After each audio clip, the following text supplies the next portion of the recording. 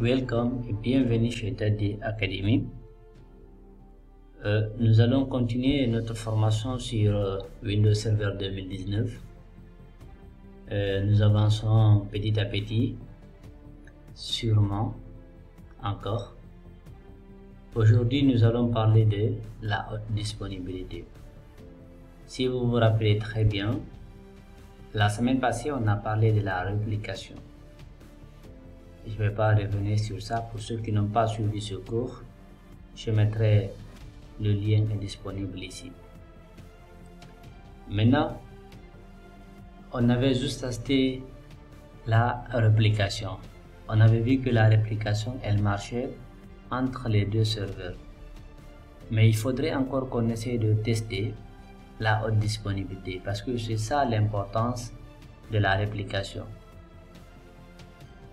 La haute disponibilité, on parlera de ça tout à l'heure pour voir maintenant comment configurer les clients pour que le client puisse, c'est-à-dire les clients ici c'est les machines clients qui puissent quand même écouter, si on peut se dire comme ça, écouter les deux serveurs en même temps. Ok?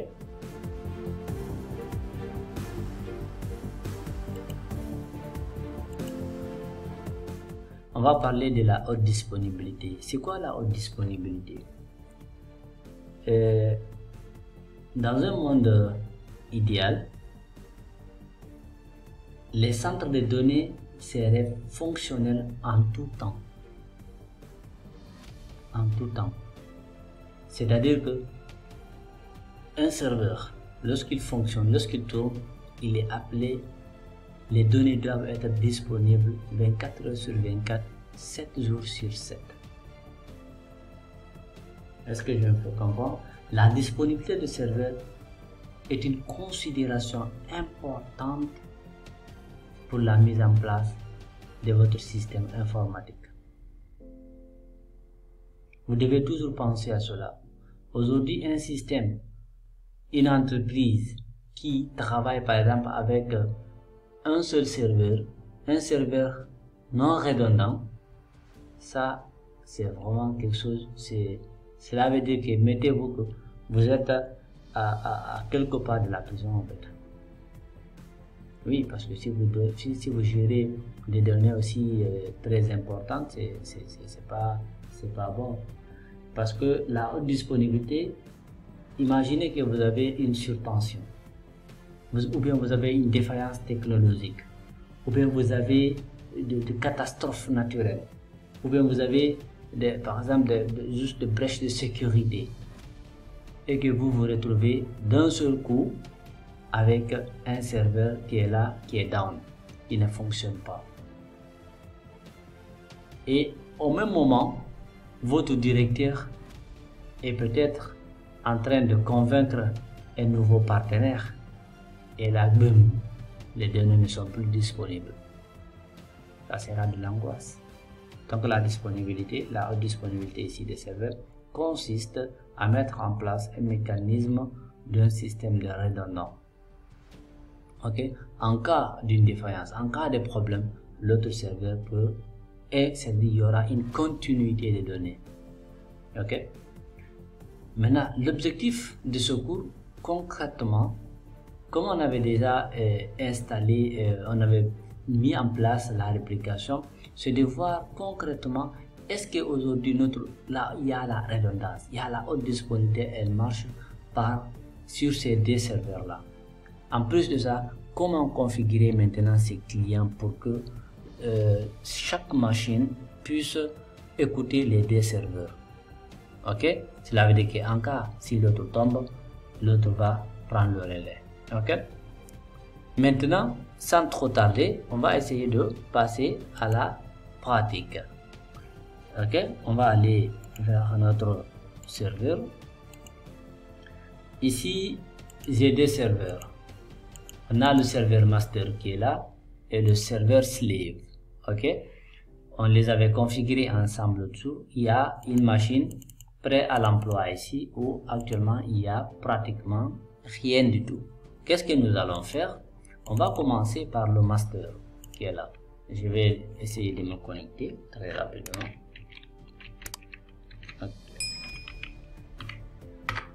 Ok, le serveur est là, le master est là, et encore le slave est là. Je vais aussi le mettre le mot de passe. Voilà, les deux machines sont là, les deux serveurs sont là. Regardez, si nous venons d'un serveur local, on a SRV prod, on a l'adresse IP de 192.168.1.10. Ça c'est le master. Ici, on a quoi? On va venir ici.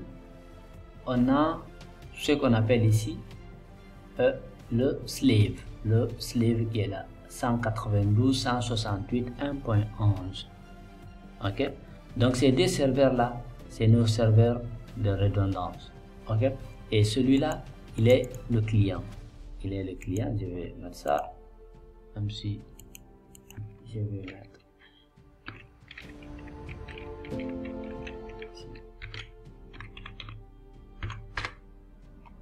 il va démarrer en attendant. Donc nous, qu'est-ce que nous pouvons faire ici? On peut juste venir à ce niveau là, et voilà, la machine vient de démarrer. Nous sommes avec le client qui est là. On va commencer à configurer ce qu'on appelle ici les adresses IP. Ok, on va configurer les adresses IP. On va mettre NCP. Ok,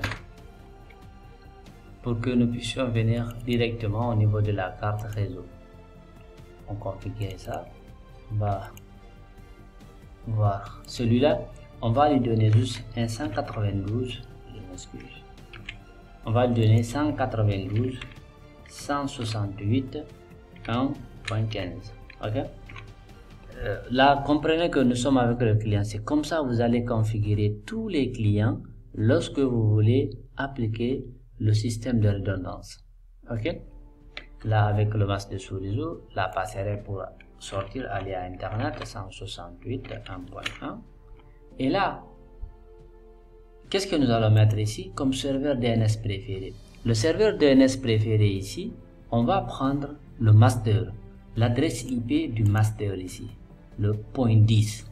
Ok, on prend le master qui est là, on met ici 192.168.1.10.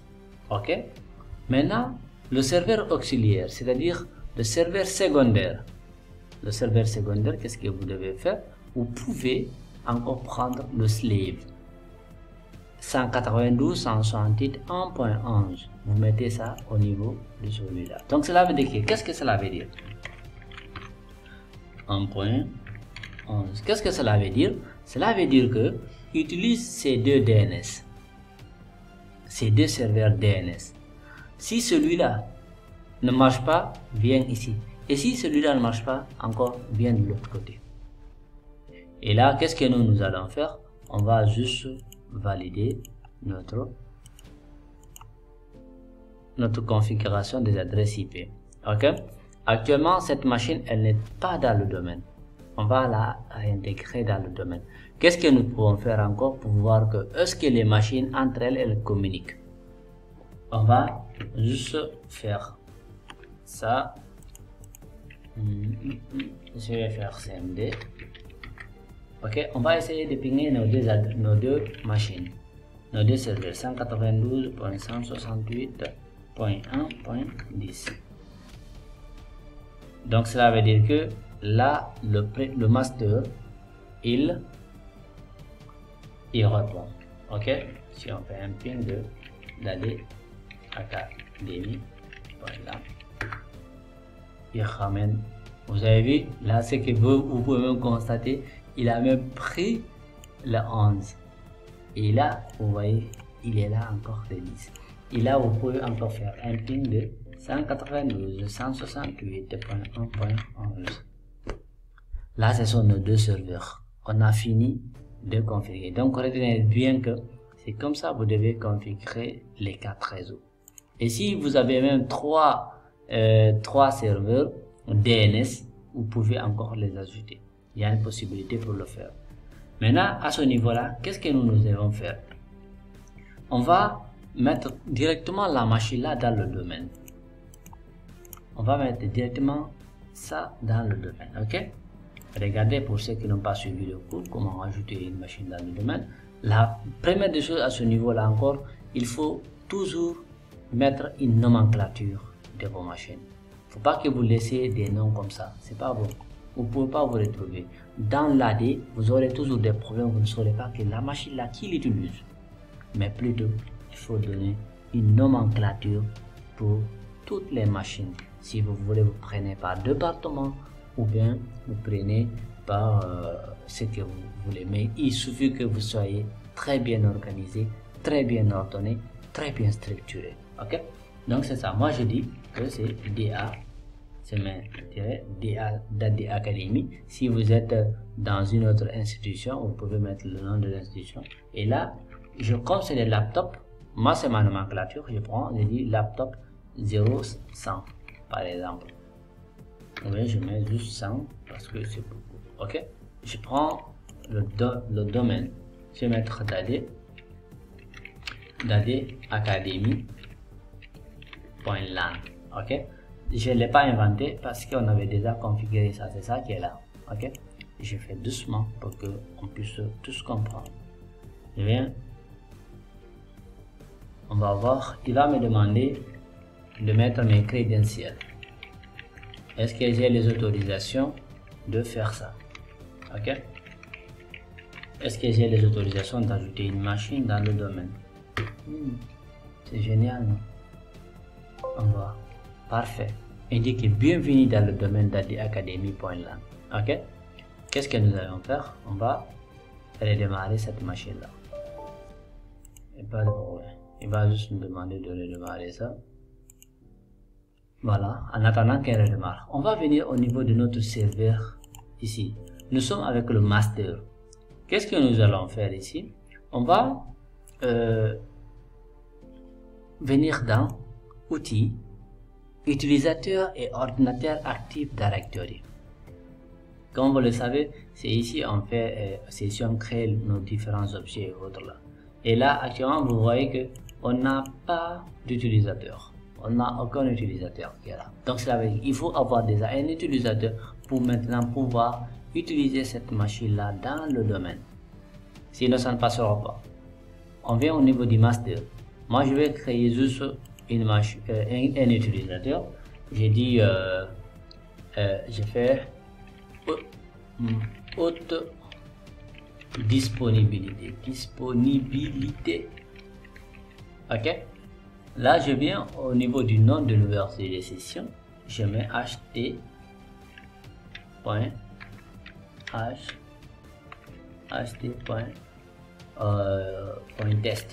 ok, je continue ici. Voilà, bon, pour ne pas me fatiguer, moi je dis que le mot de passe n'expire pas. Il me demande de faire ça, mais ça, comprenez que c'est pas bon. Hein. Pour toutes les machines, il faut que le mot de passe expire. Voilà. Attention, oh my god, j'ai même pas mis de mot de passe. Attendez, je vais mettre le mot de passe ici.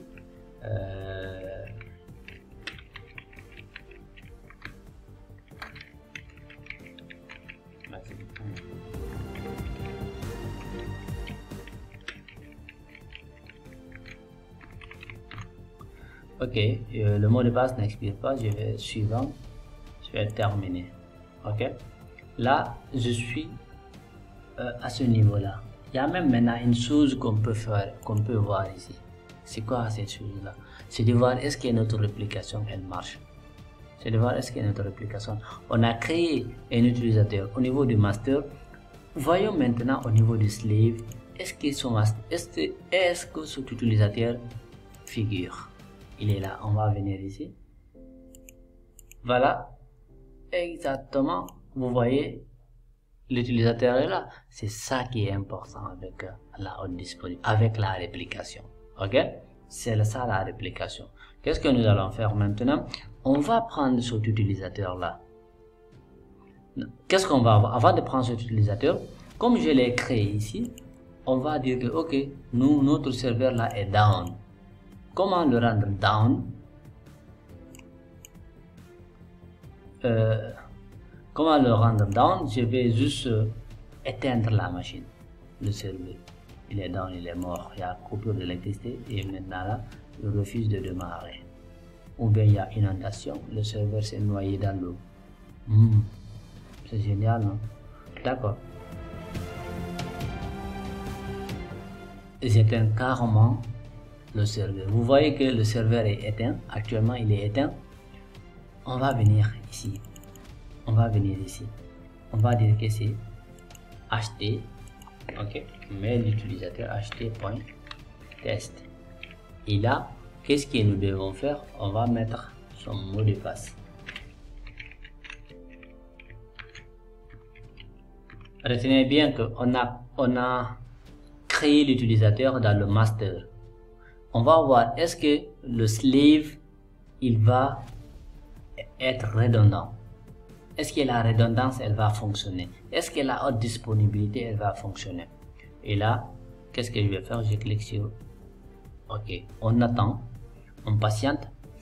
Ici, ce que vous devez comprendre que regardez, c'est normal.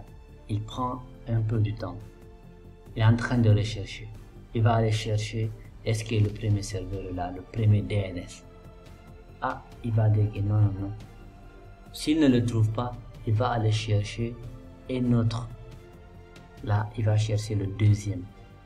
Parce que ici, comprenez le processus de démarrage ici.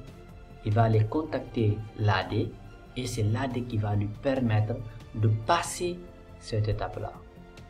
Quand il n'y a pas de AD à ce niveau, il va dire que il ne voit aucun serveur disponible. Mais regardez maintenant, il a dit que haute disponibilité, le nom que nous venons exactement de créer. Et il démarre convenablement. C'est génial, non? Et là, vous n'avez pas de stress. Sachez que le stress de l'entreprise, c'est le stress qui tue de plus les informaticiens. Et surtout en termes de données. Ok? Là, vous n'avez pas d'angoisse et vous savez que... Et il y a un dernier conseil que je vais surtout vous le dire. Mais ces deux serveurs-là, ne les mettez pas encore dans le même entrepôt. Hein. Le premier serveur, vous pouvez mettre ça dans un autre site. Et l'autre serveur, vous mettez ça ailleurs encore. Sinon, si vous prenez tous les serveurs, vous les mettez dans le même panier encore. Et quand il y a, par exemple, quand c'est l'inondation qui arrive, les deux vont se noyer en même temps. N'est-ce pas? Donc, vous voyez que notre haute disponibilité, elle marche. Elle marche ici. La machine est là, elle peut descendre. Ok? On a nos deux contrôleurs de domaine ici. Et vous voyez que celui-là est même éteint actuellement.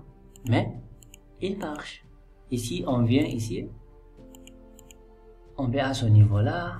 On fait ça, on fait ça, on fait ça. On va voir que il est là. DALPT 100, DAD Academy, domaine DAD Academy.LAN. Donc, c'est comme ça que vous devez configurer tout le parc. Tout votre parc. Mettez les deux DNS. Si vous avez 3 DNS, vous mettez les 3 DNS. Ok? Voilà. Donc, c'est ça que je voudrais aujourd'hui vous montrer. Comment configurer le client pour qu'il puisse écouter les deux serveurs, le master et le slave. Donc, si vous avez aimé la vidéo, n'hésitez pas à liker. C'est ça qui va permettre la chaîne encore à grandir. Abonnez-vous. Invitez vos amis à aimer notre chaîne YouTube. DAD Academy vous remercie. Et donc, sans trop tarder, on va se retrouver lundi pour les tout débutants. Pour les débutants, donc c'est ça. Nous sommes encore disponibles sur Facebook, YouTube, Instagram et TikTok. Ok? Merci.